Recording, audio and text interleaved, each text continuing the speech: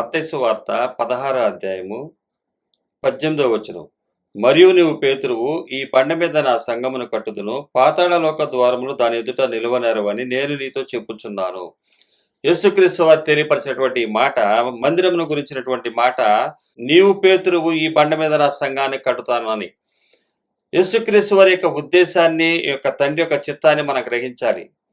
ఈ లోకంలో ఆత్మీయ మందిరంగా కట్టబడాలంటే ఇక నేను లేను అని అనుకోవాలి మనం. ఆత్మీయ మందిరంగా కట్టబడాలి అని అంటే ఇక నేను లేను అని అనుకోవాలని చెప్పి యేసుక్రీస్తు వారు తెలియపరుస్తున్నారు. ఇక్కడే యేసుక్రీస్తు వారు ఇస్తున్నటువంటి ఈ వర్తమానం ఏంటంటే, పేతురు, నువ్వు క్రీస్తును ఒప్పుకున్నావు చూసావా, అదే ఇక నేను లేను, ఆయనే అన్నప్పుడు ప్రకారమే బండ ఆ బండ మీదే, ఆ మాట ప్రకారం నిలబడి ఉన్న ఆ బండ మీదే నా సంఘాన్ని కడతానంటున్నాడు ఆయన. మనందరం కూడా క్రీస్తును అంగీకరించి నిత్యరాజ్యంలో ఉండాలని. అయితే బైబిల్లో మనం చూసినట్లయితే సూచక్రియలు ఉన్నాయి, తర్వాత మహత్కార్యాలు ఉన్నాయి.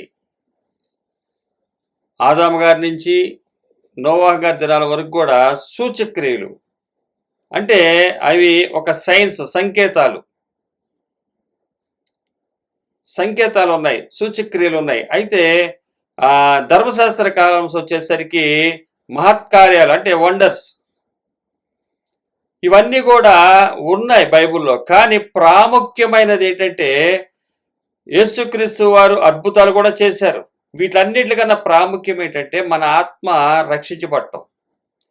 అంటే ఈ వండర్స్ ఇవన్నీ కూడా మన జీవితాల్లో మనకి ఈ భౌతికంగా కనబడే పరిస్థితుల్లో దేవుని యొక్క గొప్పతనాన్ని గురించి తెలుసుకోవాల్సిందే తప్ప ఆ వండర్స్ని చూసి ఆయన ఎంత గొప్పవాడో అని మనం గ్రహించడానికే ఈ యొక్క సూచక్రియలు కానీ, అంటే సూచనలు కానీ, అంటే నోవాహు దినాల్లో జరిగినటువంటి సూచనలే కానీ, అలాగే యోనా గారి జీవితంలో జరిగిన సూచక్రియలే కానీ, అలాగే మహత్కార్యాలంటే ఎర్ర సముద్రం 2 పాయలుగా చీల్చబడటం కానీ, మన్నా కురిపించటం కానీ, ఇవన్నీ కూడా మహత్కార్యాలు, వండర్స్. ఇవన్నీ కూడా ప్రాముఖ్యమే. కానీ అంతకన్నా ప్రాముఖ్యమైనది ఏంటంటే మన ఆత్మ రక్షించబడటం. మన ఆత్మ రక్షించబడాలనే సృష్టికర్త అయినటువంటి దేవుడు తన కుమారుడైన యేసుక్రీస్తు వారిని భూమి మీదకి పంపించాడు. ఈ వండర్స్ చూసుకుంటూ, తర్వాత ఈ యొక్క మహత్కార్యాలు, సూచనలు, ప్రవచనాలు ఎన్నిటిని పట్టుకుని ఈ లోకంలో గ్రాండ్గా, గొప్పగా బ్రతకాలనుకోవటానికి కాదు యేసుక్రీస్తు వారు వచ్చింది. ఆ వండర్స్ చూపిస్తే, వండర్స్ని చూపించి యేసుక్రీస్తు వారు వండర్స్ చేశారు, వండర్ఫుల్ అని చెప్పేసి ఇష్టం వచ్చినట్టు ప్రకటిస్తూ అదే ప్రాముఖ్యము, ఆత్మ రక్షణని మర్చిపోయినటువంటి దినాల్లో మనం చూస్తున్నాం. తండ్రి అయినటువంటి దేవుని యొక్క ఉద్దేశం మనము నరకానికి వెళ్ళకూడదని, పరలోకానికి, తన మహిమలోనికి తమ అందరూ ఉండాలని సృష్టికర్త నిర్ణయించుకుని తన కుమారుని మన యొద్దకు పంపించాడు. ఆయన శరీర రీతిగా పంపించాడు. ఆది అయిన దేవుడు ఆది సంభూతుడు అవ్వాల్సి వచ్చింది. అంటే మరలా ఆయన ఏమవ్వాల్సి వచ్చిందంటే, ఆయన మరలా జన్మించవలసి వచ్చింది. అంటే ఆయన ఆది అంతం లేనటువంటి వాడు. ఆ దేవుడు సర్వమానవాళిని రక్షించడానికి ఈ భూమి మీదకి వచ్చాడు. అది ఆత్మను రక్షించడానికి. ఈ శరీరం ఉంటుందా అంటే ఉండదు.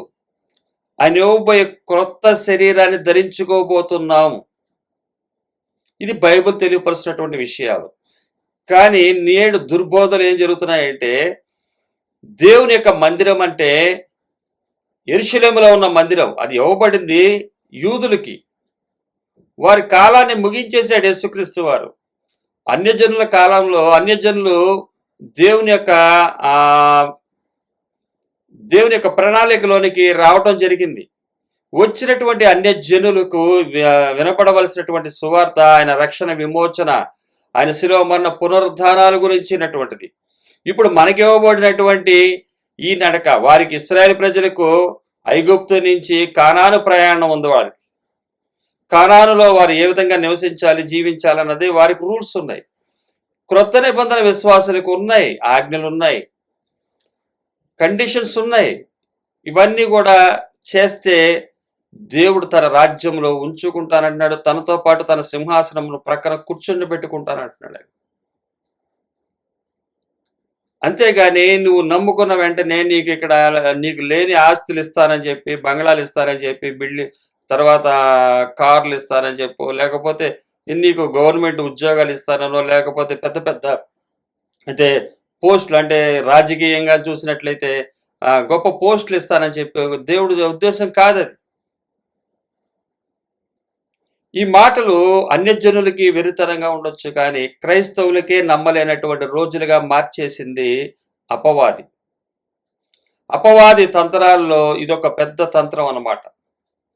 ఏం పర్లేదే బ్రదర్, దేవుడు మంచోడు, ఆయన ఇంత చేసి ప్రాణాన్ని ఇచ్చి, పరలోకాన్ని నుంచి వచ్చి ప్రాణాన్ని ఇచ్చి నిన్ను నన్ను అంత ఇదిగా చంపేస్తాడా, అంత దుర్మార్గుడా ఆయన అన్న క్రియేషన్లోకి వెళ్ళిపోయినటువంటి సమాజాన్ని మనం చూస్తున్నాం. క్రీస్తును అంగీకరించలేనటువంటి వారు లోక ఆశీర్వాదాల వైపు మొగ్గు చూపిస్తూ వెళ్ళిపోతున్నారు. అయితే దేవుని వాక్యం ఏదైతే తెలియపరుస్తుందో అది మనం గ్రహించగలగటం, ఈరోజు ఈ సందేశాన్ని నేను తెలియపరచగలగటం, నా ద్వారా దేవుడు తెలియపరచగలగటం, మీరు వినగలగటం అంటే అది దేవుని యొక్క కనికరం. బండ మీద నా సంఘాన్ని కడతానన్నాడు ఆయన. ఆ బండ మీద సంఘాన్ని కట్టడం అంటే మామూలు విషయం కాదు. ఆత్మీయ మందిరంగా కట్టబడాలంటే ఇంకా నేను లేను అని అనుకోవాలి. అదేంటంటే ఇక్కడ చెప్పబడుతుంది మాట, మత్తయి సువార్త 16:24. అప్పుడు యేసు తన శిష్యులను చూచి, ఎవడైనానో నన్ను వెంబడింపగోరిన ఎడల తన్ను తాను ఉపేక్షించుకొని తన సిలువనెత్తుకొని నన్ను వెంబడింపవలెను. కండిషన్స్ చెప్తున్నాడు ఆయన. ఒకవేళ నన్ను వెంబడించాలంటే తన్ను తాను ఉపేక్షించుకోవటం అంటే ఇక నేను లేను అంటే తనకు తాను తిరస్కరించుకోవాలి. ఇంకా సురేషు అన్న నేను ఇంక లేను అనుకోవాలి నేను. కానీ నేడు అపవాది చేస్తున్నటువంటి తంత్రం ఏంటంటే ఉపేక్షించుకునే ఆలోచన కూడా సంఘస్థులు, సంఘ కాపర్లుగా ఉన్నటువంటి పిలువబడుతున్నటువంటి వారు, చాలా ఆశ్చర్యం వేస్తుంది, ప్రపంచవ్యాప్తంగా ఉన్నటువంటి పేరు మోసినటువంటి వారు కూడా ఇది గ్రహించలేకపోతున్నారు. ఉపేక్షించుకోవడం అంటే తన్ను తాను తిరస్కరించుకోవడం. కానీ తన్ను తాను ప్రజెంట్ చేసుకుంటున్నారు. ఇన్ని లక్షల మందికి నేను కాపర్ని, ఇన్ని ప్రపంచ దేశాలకు నేను తిరిగి రావటం జరిగింది, ఇన్ని ప్రపంచ దేశాల్లో నేను సువార్తను ప్రకటించాను, ఘనత తీసుకొచ్చుకుంటున్నారు. శరీరానికి తీసుకొచ్చేటువంటి ఘనత ఇక్కడ యేసుక్రీస్తు వారు క్లియర్గా చెప్తున్నారు. ఉపేక్షించుకుంటేనే, అంటే ఉపేక్షించుకోవటం అంటే తను తాను ఉపేక్షించుకొని తన సిలువనెత్తుకొని నన్ను వెంబడించాలి. అంటే అయ్యా నేను ఇంకా కనబడకూడదు, నీవే కనబడాలి. సువార్త మనం ఒక్కరినన్నా ఇన్స్పిరేషన్ చేయగలిగితే చాలు, అది దేవుడి ఏర్పాటు. 1000 మందికి చేసావా, అది దేవుడి ఏర్పాటే. కానీ ఆయన మనలో ఆశ ఏం చేస్తుందంటే లక్షల మందిని నేను ఇన్స్పైర్ చేయాలని చెప్పి అనుకుంటారు. దానివల్ల జరిగేది సువార్త కాదు. తాను తీసుకొచ్చుకున్నటువంటి మహిమ ఏ విధంగా ఉంటుందంటే నేను ఇంతమందిని సంపాదించాను, ఇంత కష్టపడ్డానని చూపించుకోవటానికి ఉపయోగపడుతుంది. నేడు పెద్ద పెద్ద మందిరాలుగా పిలువబడుతున్నవన్నీ కూడా వారి మహిమను తీసుకొచ్చుకున్నవే, దేవుని మహిమను తీసుకొచ్చేవి కాదు అనేది ఇక్కడ వాక్యం మనం చూస్తే అర్థమవుతుంది. ఎందుకంటే ఏ సంఘం అన్నా పిలువబడుతున్నప్పుడు పలానా పలానా అని చెప్పి పిలువబడుతుంది. పలానా కాపరి సంఘం, పలానా ప్రాంతం సంఘం, పలానా ప్రాంతం కాదు, కాపరి సంఘమే, పలానా కుటుంబ సంఘం. ఇది ఉపేక్షించుకున్నట్లు అవ్వదు. తన్ను తాను ఉపేక్షించుకోవటం అంటే తిరస్కరించుకోవటం. ఇంకా ఆయన కనబడ్డు అంటే సువార్త ఆ రేంజ్లో ఉండాలి. సువార్త ఆ విధంగా ప్రబలాలి. ఒక్క చోటకి కూడుకుని అదే సువార్త అని తెలియపరచడం కాదు అన్నది ఇక్కడ ఈ సత్యాన్ని మనం గ్రహించాలి. ఆత్మీయ మందిరంగా కట్టబడాలనుకున్న వారు తమ సిలువను ఎత్తుకుని నడవాల్సిందే. ఇందులో ఏ విధమైనటువంటి ఎక్సెప్షన్స్ లేవు. ఎందుకంటే యేసుక్రీస్తు వారు ఇక్కడే చెప్తున్నాడు, సాక్ష్యాన్ని కూడా చెప్తున్నాడు, చూపిస్తున్నాడు. మనం చూసినట్లయితే 25వ వచనం, తన ప్రాణమును రక్షించుకొనుగోరు వాడు దాన్ని పోగొట్టుకొనును, నా నిమిత్తము తన ప్రాణమును పోగొట్టుకుని వాడు దాన్ని దక్కించుకొను. ఒక మనుషుడు లోకమంతయు సంపాదించుకొని తన ప్రాణమును పోగొట్టుకుంటే అతనికి ఏమి ప్రయోజనము? ఒక మనుషుడు తన ప్రాణమునకు ప్రతిగా ఏమి ఇయ్యగలడు? అంటే ఊరికే రాయలేదు ఇక్కడ. ఉపేక్షించుకోకుండా, ఏమి చేయకుండా, తను తాను ప్రాణాన్ని ద్వేషించుకోకుండా పోగొట్టుకుంటే రక్షించుకుంటాడు. అయితే ఒక మనుషుడు లోకమంతా సంపాదించుకుని తన ప్రాణమును పోగొట్టుకుంటే అతనికి ఏమి ప్రయోజనము అన్న మాట ఇక్కడ రాయబడుతుంది. యేసుక్రీస్తు వారు చెప్తున్నారు, ఇంత క్లియర్గా చెప్తున్నారు. నువ్వు లోకం అంతా సంపాదిస్తే నీవు దానివల్ల నీకేంటి లాభం, నీ ప్రాణాన్ని రక్షించుకోకపోతే?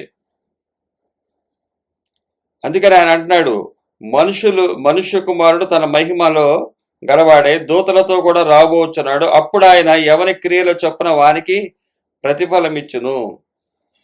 ఇక్కడ ఉపేక్షించుకుని, తన్ను తాను ఉపేక్షించుకుని ఆత్మీయ మందిరంగా కట్టబడ్డేవారు ఇక లేను అనుకోవాలి, ఉన్నాను అని చూపించుకుంటున్నారంటే అది రాళ్ల మందిరాన్ని గ్రాండ్గా గొప్పగా కట్టుకున్న వారే అన్నది ఇక్కడ బైబిల్ తెలియపరుస్తుంది. నా సొంత మాటలు కాదు ఇది.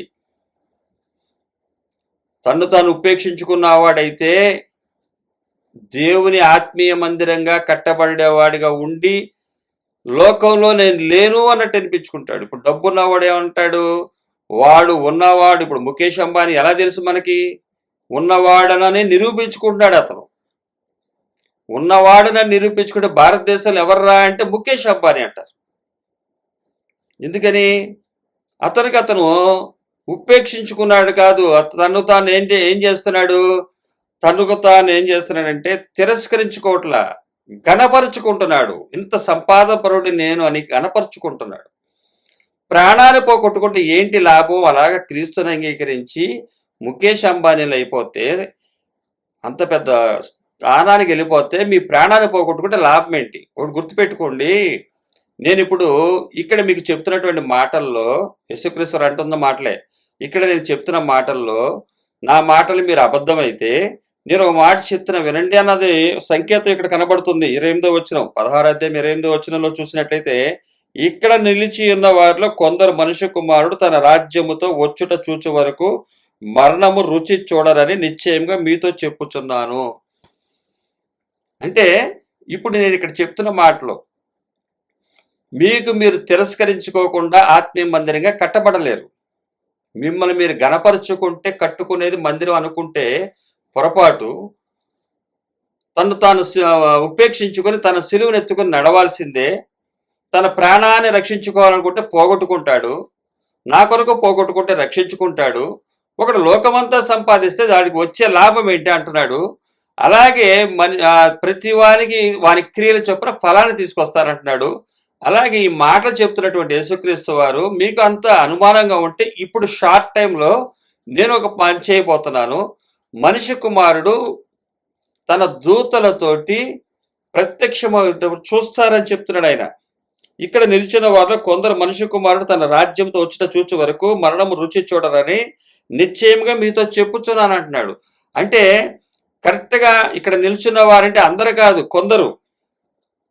ఇక్కడ నిల్చున్న వారిలో కొందరు చూస్తారు ఆయన ప్రత్యక్షం అవటం రాకడని. అంటే పరలోక రాజ్యం యొక్క ప్రత్యక్షతను అక్కడ చూస్తారు అనగానే 17వ వచనం వచ్చేసరికి, మత్తయి సువార్త 17వ వచనం వచ్చేసరికి, 6 దినములైన తర్వాత యేసు పేతురును యాకోబును అతని సహోదరుడైన యోహాను వెంటబెట్టుకుని ఎత్తైన ఒక కొండ మీదకి ఏకాంతంగా పోయి వారి ఎదుట రూపాంతరము పొందెను. ఎన్ని రోజులు? 6 రోజుల్లో. ఇక్కడ పేతురు, యోహాను, యాకోబు ఈ ముగ్గురు ఉన్నారు. ఈ మాటలు పేతురు ఈ బండ మీద నా సంఘాన్ని కడతానన్న సమయంలో వీరు ముగ్గురు కూడా ఇక్కడే ఉన్నారు. అలాగే దేవుడు రాకడ ప్రత్యక్షంగా చూస్తారని, అంటే పరలోకము నుంచి రాబడినటువంటి ఆ యొక్క కింగ్డమ్ని వీళ్ళందరూ కూడా చూడటం జరిగింది. రూపాంతరం పొందాడు. 17వ అధ్యాయము 2వ వచనం, ఆయన ముఖము సూర్యుని వలె ప్రకాశించెను, ఆయన వస్త్రములు వెలుగు వలె తెల్లని వాయెను. ఇదిగో మోషేయు ఏలియాయు వారికి కనబడెను, ఆయనతో మాట్లాడుచుండిరి. మోషే ఏలియా కూడా రావటం చూశాడు. ఆయన కింగ్డంలో నుంచి రావటం చూసి మాట్లాడటం వీరందరూ కూడా చూశారు. ఇక్కడ పేతురు ఈ బండ మీద నా సంఘాన్ని కడతాను అన్నదానికి యేసుక్రీస్తు వారు ఏదైతే చెప్పారో అది జరిగిద్ది. దానికి ఏ విధమైనటువంటి కండిషన్స్ ఉంటాయో, ఆత్మీయ మందిరంగా కట్టబడాలంటే ఇంకా నేను లేను అని అనుకోవాల్సిందే. దానికి సాక్ష్యం ఏంటంటే, నేను చెప్పిన మాటలకి సాక్ష్యం ఏంటంటే, ఈరోజు జరగబోయే కొన్ని రోజుల్లో జరగబోయే విషయాన్ని తెలియపరిచారు. ప్రతి మాట బైబిల్లో ప్రతి దానికి దేవుడు తెలియపరిచిన దానికి సాక్ష్యాన్ని, రుజువుని ఆ పాత నిబంధన గ్రంథంలో చూపిస్తాడు, తర్వాత ప్రత్యక్షంగా కూడా చూపించగలడు అన్నది మనకి ఇక్కడ కనబడుతుంది. మనకు ఖచ్చితంగా ఇది గుర్తుపట్టాలి. దుర్బోధలు తమ కలిగినటువంటి ఆశ కొలది.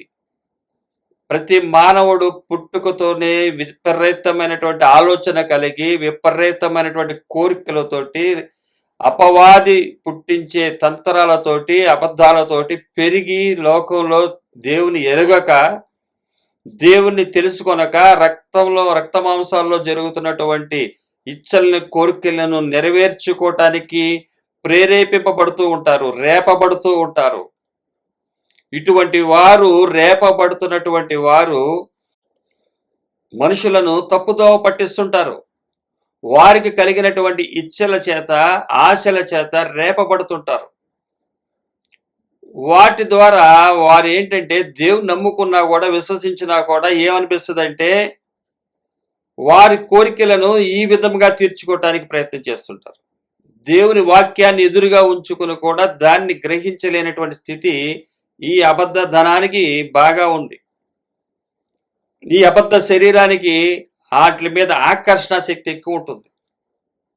అందుకనే దేవుని వాక్యాన్ని వివరంగా ఆయన రాయబడినటువంటి ఈ ఉపదేశాన్ని సరిగ్గా గ్రహించి నేర్చుకోవలసిన వారమై ఉన్నాం. నేర్చుకుని నేర్పవలసిన వారమై ఉన్నాం. తద్వారా ఆయన యొక్క మహిమను, ఘనతను తీసుకొచ్చే వారిగా ఉంటాము. ఈ ఆత్మీయ మందిరంగా కట్టబడతామంటే ఇక నేను లేను అనుకుంటమే. అంటే నేను లేను అనుకోవటం అంటే చనిపోయామంటే, వాస్తవంగా చనిపోయే తిరిగి లేచావు ఆయనతో పాటు బాప్తిసం ద్వారా. ఇంకా లోకం కొరకు బ్రతకకూడదు. కానీ బాప్తిసం తీసుకుని కూడా మరలా లోకం వైపు వెళుతూ విస్తారమైనటువంటి సంపాదించుకుంటున్నారు. సంపాదన మిమ్మల్ని దారి మళ్లిస్తుంది. మీ ఆత్మీయ మందిరం కట్టబడదు. శరీరాన్ని మీరు కట్టుకుంటారు, శరీరాన్నే చూపించుకుంటారు, శరీరం ద్వారానే మీ క్రియలు జరిగిస్తూ ఉంటారు. ఇది నా వల్లే అన్నట్టుగా చూపిస్తారు.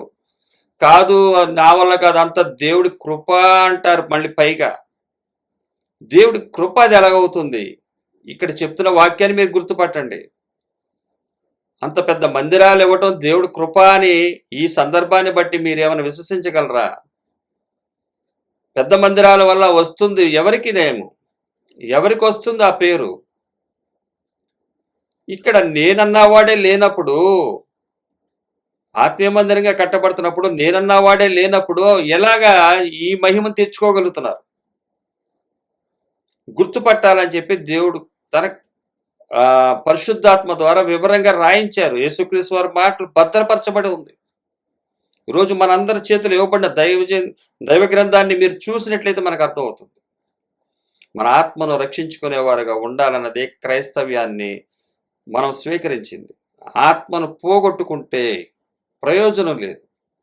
క్రీస్తుని అంగీకరించిన రోజే మనం ఆత్మీయ మందిరంగా కట్టబడాలని, ఇక నేను లేను, నా యందు క్రీస్తే నివసిస్తున్నాడన్న విధమైనటువంటి జీవితాన్ని కలిగి ఉన్నవారే క్రైస్తవులు. ఆ క్రైస్తవ్యమే నిత్యత్వానికి తీసుకుని వెళుతుంది, నిత్య రాజ్యంలో ఉండేవారుగా చేస్తుంది. దేవుడి మాటల ద్వారా దీవించును కాక.